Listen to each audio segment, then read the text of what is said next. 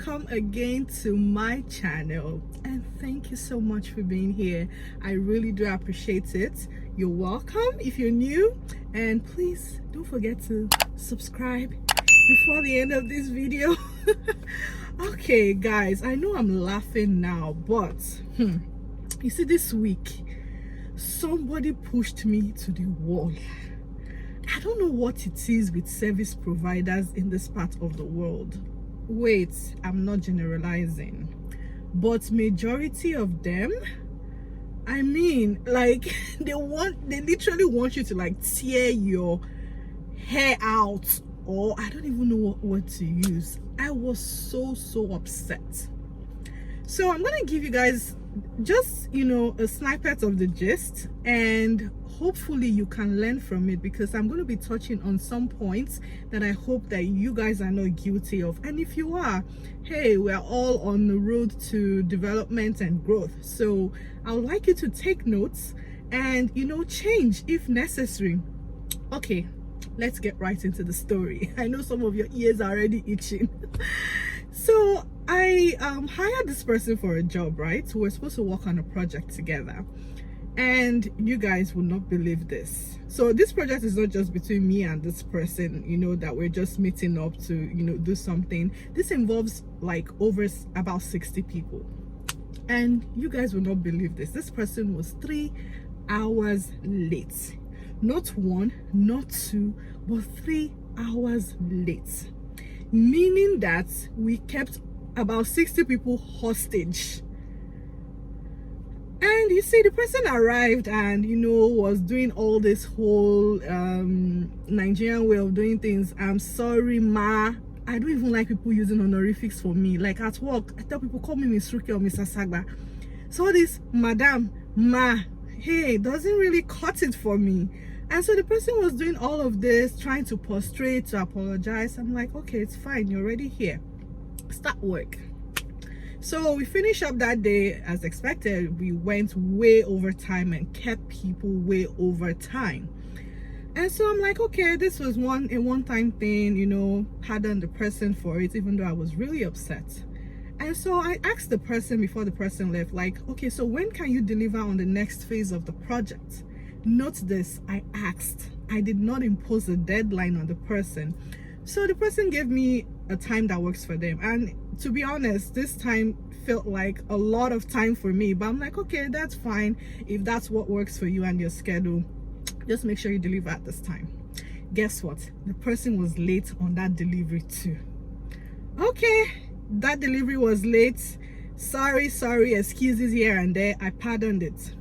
Second time again, on the next phase, I asked, when can you deliver this project? Notice I'm asking, I'm not imposing a certain time. And this person gave me a time. Guess what? They were late again on this project. Not 1 day late, not 2 days late, not 3 days late, over a week late.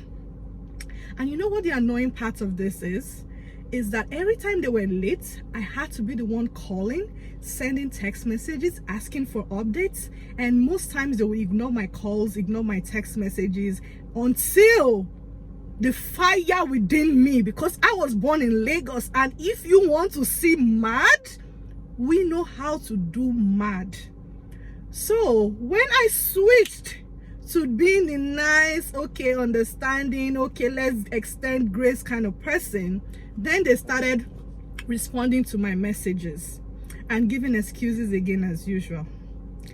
Anyways, I've told myself, after this, bye-bye, kabish, because I do not have the patience for unnecessary excuses, bad work ethics, and just sheer unprofessionalism. And that brings me to today's topic, guys.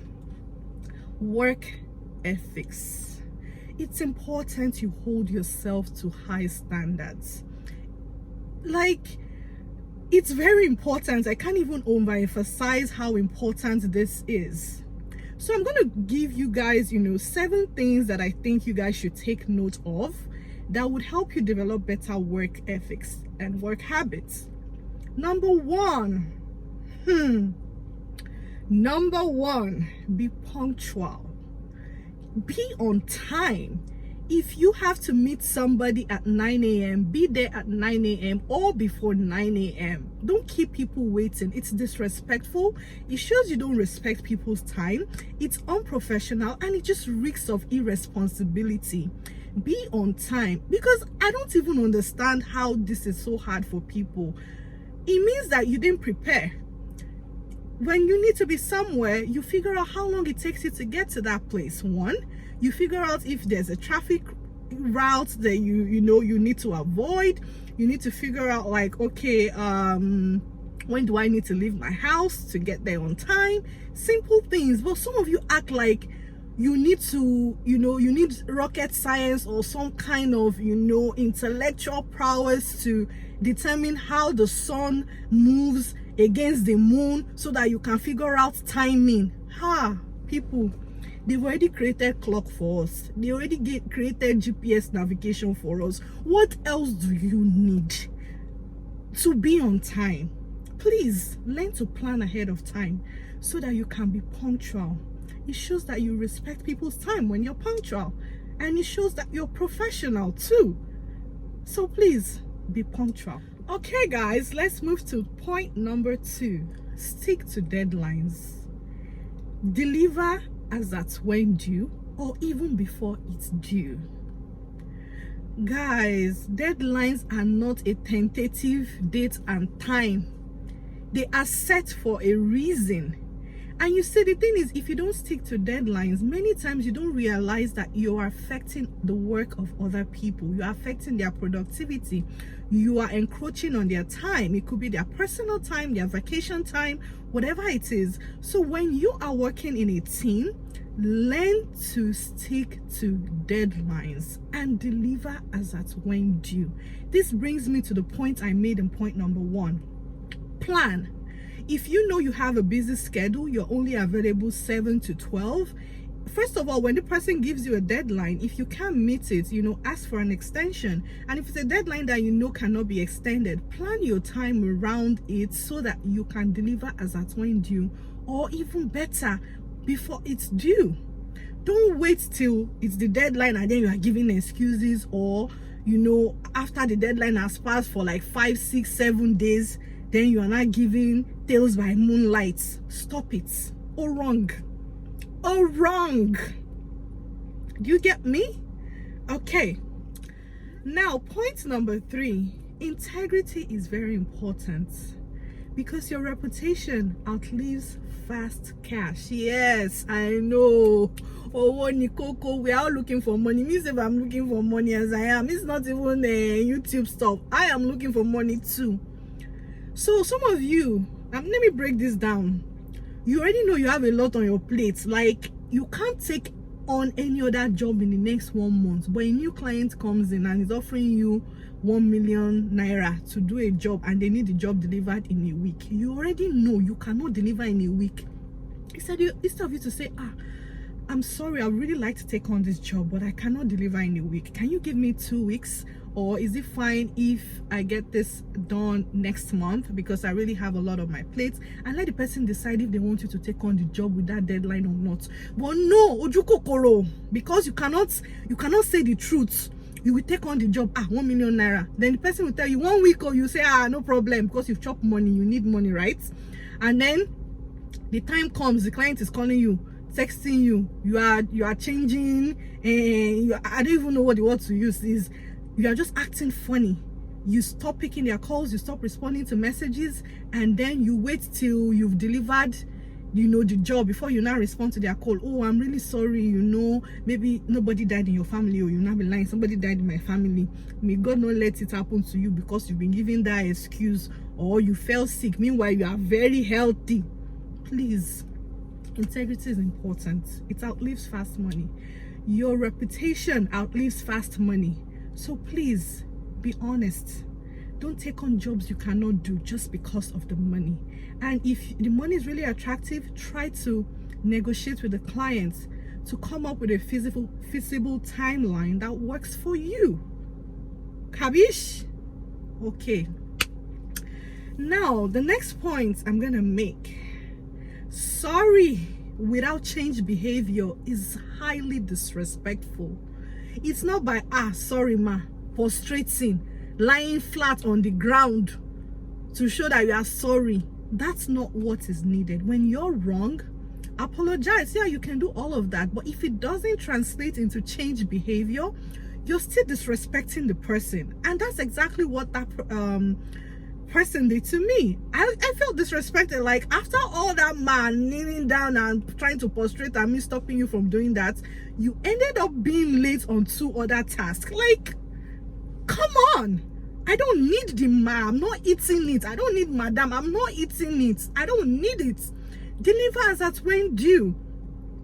So please, you can say sorry when you're wrong, because we're all going to be wrong at some points. But if it doesn't translate into change behavior, you're still being disrespectful. So try to avoid doing that. Okay?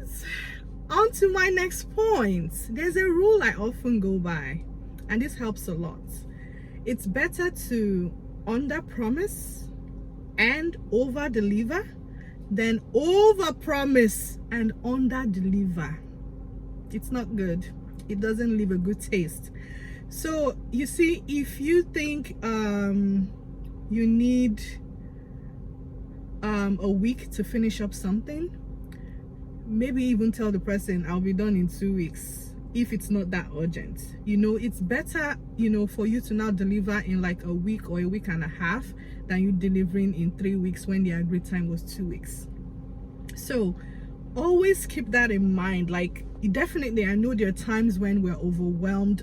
We're all human, things happen, but you want to make sure that you're not making this a habit and you're not living with a reputation of this person is always late, this person is never on time, this person never delivers on time. No.